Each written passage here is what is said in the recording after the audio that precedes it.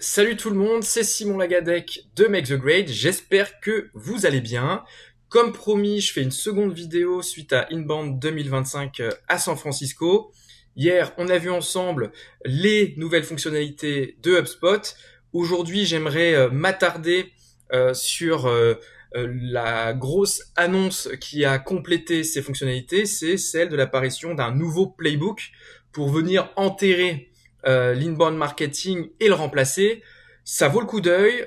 Il y a des informations à prendre. Il y en a d'autres qui seront à prendre plus avec des pincettes pour les adapter. Mais voilà, je m'y attaque. Donc déjà, pourquoi HubSpot a décidé d'innover cette nouvelle méthodologie? Pourquoi on en est là?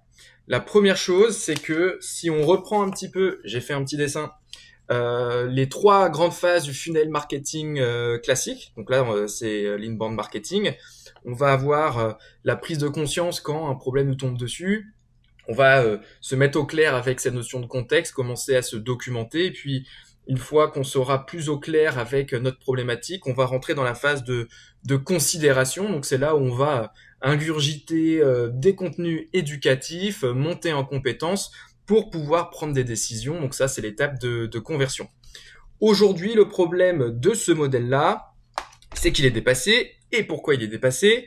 Parce que la notoriété de nos marques et de nos contenus s'est éclatée, elle s'est dispersée. Il y a 10 ans, les internautes, les webinautes venaient directement sur nos sites, regardaient nos pages services, regardaient nos articles de blog, les consommaient, et puis on téléchargeait un petit livre blanc par-ci, par-là, et voilà, on avait un lead. Aujourd'hui, le visiteur est beaucoup plus dispersé sur le web et il va consommer des contenus moins figés, des publications sur LinkedIn, des vidéos YouTube, comme vous maintenant, des newsletters, des podcasts.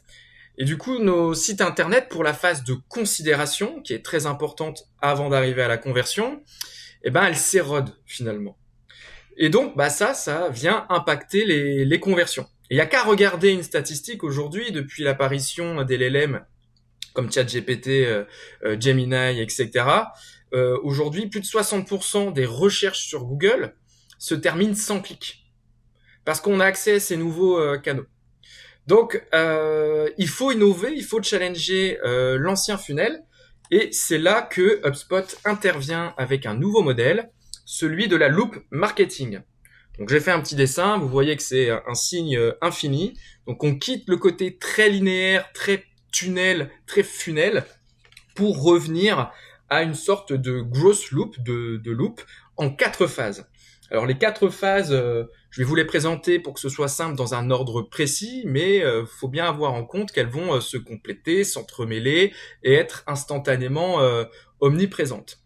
La première, c'est la phase express. Donc c'est exprimer qui vous êtes. Exprimer qui vous êtes si vous représentez votre entreprise en tant qu'individu, comme je suis en train de le faire par exemple pour Make the Grade, mais aussi exprimer qui est votre entreprise, parce que toute marque a une singularité. Elle va avoir son propre ton, elle va avoir son propre style, elle va avoir son propre point de vue. Donc c'est là où on va challenger la stratégie inbound un petit peu classique avec les personas, les ICP, ça va être toujours présent, mais on va rajouter une couche branding systématiquement afin d'aller chercher l'authenticité de votre marque et vos axes de différenciation. Donc ça, c'est super important, et c'est pour ça que HubSpot a commencé à rajouter des nouvelles fonctionnalités pour que vous puissiez le faire sur cette plateforme. J'en veux pour preuve, par exemple, la création du brand identity, où vous allez pouvoir mettre justement tous vos personnalités de marque, comme je viens de l'expliquer, la tonalité, vos mots interdits, vos mots moteurs, votre vision des choses, etc. Et votre design qui va avec.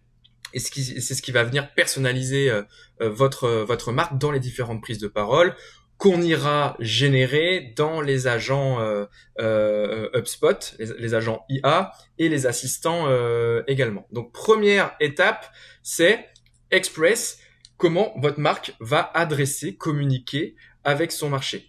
Ce qui nous envoie à Deuxième étape de cette loop, ici on va parler de tailor, donc tout simplement pour le côté sur mesure. Une fois que on sait avec quelle tonalité on va échanger, interagir avec notre marché, il va falloir personnaliser nos messages à nos clients. Alors ça, vous allez me dire, ok Simon, mais c'est déjà le cas, il faut personnaliser le contenu à la bonne personne, au bon moment, c'était l'essence de l'inbound marketing. Oui, vous avez raison, mais aujourd'hui, on rajoute la notion d'IA. Et donc, en plus de la personnalisation, il faut aller beaucoup plus loin dans la contextualisation de nos messages et la pertinence de nos messages. C'est-à-dire qu'aujourd'hui, ça va pas être la même corde sensible et les mêmes messages qu'on va aller passer à quelqu'un qui va être un prospect en phase de recherche par rapport à un besoin, que un client qui va être dans une logique de fidélisation et qui lui est en phase d'expansion. Et là, HubSpot nous propose un attirail de nouvelles fonctionnalités qui nous permettent d'aller beaucoup plus loin dans cette notion de contextualisation basée sur la donnée de nos CRM qu'auparavant, avec sa transformation des listes dynamiques et intelligentes en segments, mais aussi avec les emails générés avec l'intelligence artificielle. Grosso modo, pour vous donner un exemple, si quelqu'un aujourd'hui s'abonne à notre newsletter et qu'on lui envoie un email de suivi pour lui souhaiter la bienvenue, bon, on va mettre quelques propriétés personnalisées par-ci, par-là pour lui dire bonjour Simon, super le champ prénom, et voilà, on va aider Make the Grade champ entreprise à faire telle chose. Bon, là on va aller beaucoup plus loin, ça, grâce à l'intelligence artificielle et Breeze dans HubSpot, l'IA et l'agent finalement peuvent aller chercher des informations complémentaires sur moi qu'il n'y a pas dans le CRM, comme par exemple mon ancienneté dans l'entreprise, quel poste j'occupe, quelles ont été mes dernières prises de parole sur LinkedIn par exemple, et puis le mail de bienvenue peut s'adapter avec ces éléments-là. Et quand je vais recevoir ça, je vais être beaucoup plus surpris. Je vais me ressentir comme non pas un potentiel numéro de devis parmi tant d'autres, mais comme un individu que la marque qui interagit avec moi considère. Donc ça, je trouve que c'est intéressant. On va y avoir plein de nouveaux use cases qui vont s'ouvrir à nous. Et ce qui m'amène au point 3, la notion amplify, donc amplifier ces messages personnalisés, contextualisés sur l'ensemble des canaux. Donc ici, l'objectif, c'est toujours le même qu'aujourd'hui, ça pour le coup, ça change pas trop. C'est diversifier nos points de contact, nos touch points avec notre audience.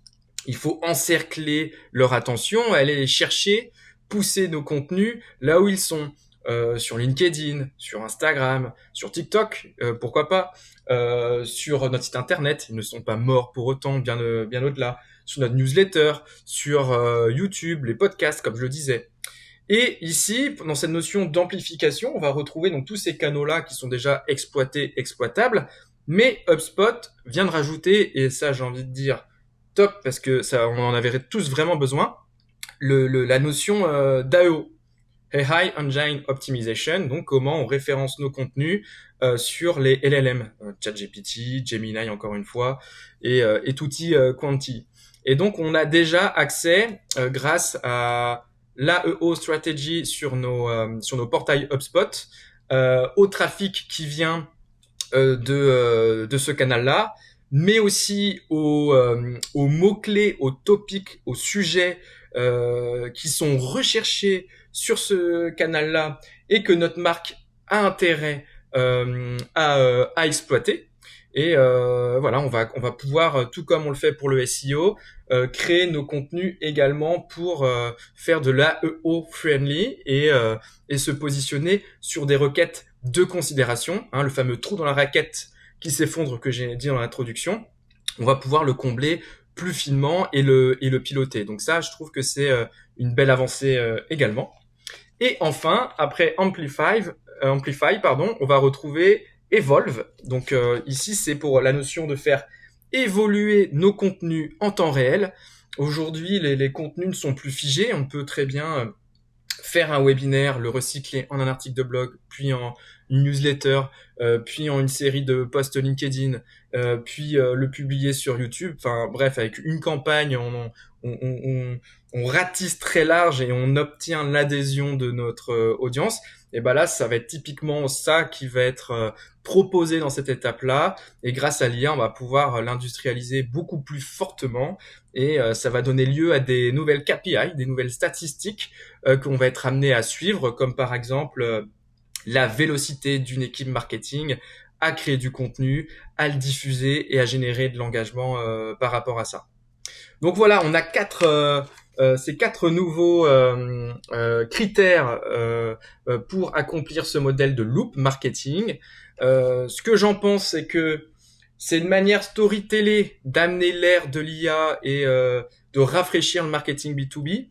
Ce que je trouve intéressant et là où je suis optimiste, c'est que ça va nous aider, notamment avec le Express, à réfléchir à des contenus qui vont être plus surprenants, plus digestes en B2B, et peut-être qu'on va enfin revoir de manière authentique le retour d'une certaine légèreté, d'un certain humour dans les contenus, chose qui manquait cruellement aux campagnes B2B depuis plusieurs années maintenant. Donc je suis curieux de voir comment vos équipes et les nôtres chez Make the Grade vont pouvoir s'emparer de ce sujet-là.